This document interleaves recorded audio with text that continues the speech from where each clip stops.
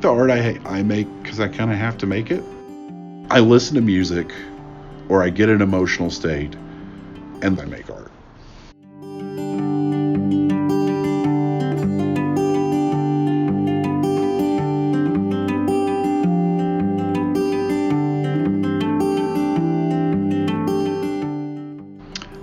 The key distinction between a contemporary artist and a traditional artist is a couple key points. One, the camera freed us.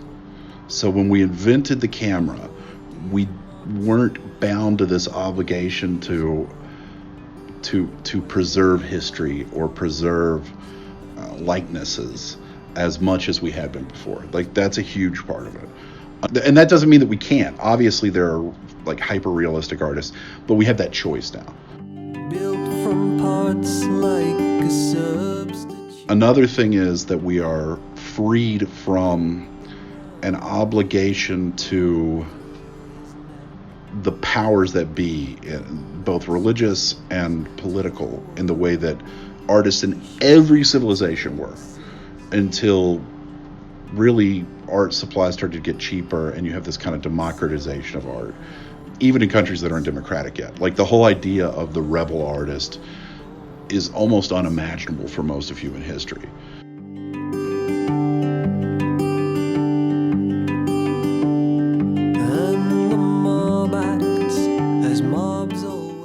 And then the final big thing, I guess, is artists have kind of escaped from the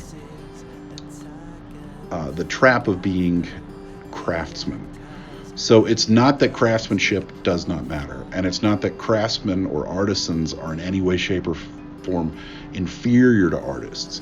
But maybe, and this is actually maybe the biggest difference, is like, if I am an artisan or craftsman who makes baskets, or who makes incredibly some truly masterful pieces of furniture, or you name it, right? One of the things that's so critical is consistency. Like, you do your masterpiece, and then you have to be able to create very predictable things normally that are client oriented, and often do that on a massive scale.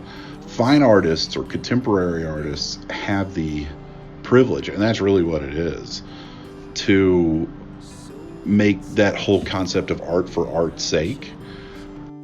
Like, artists, I think, for most of human history, wanted to make weird stuff. You know, they want to do monsters. They want to do just fantastical things.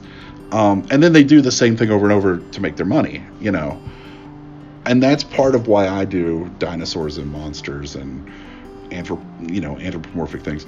But the other thing is, I'm a product of the moment I live, and I'm an American and an Appalachian who studies non-Western cultures, and I love breaking down the distinction between high art and low art. Those are the things I think really distinguish contemporary art from all the art of all cultures of all time, which is amazing virtually everywhere you go. So, yeah.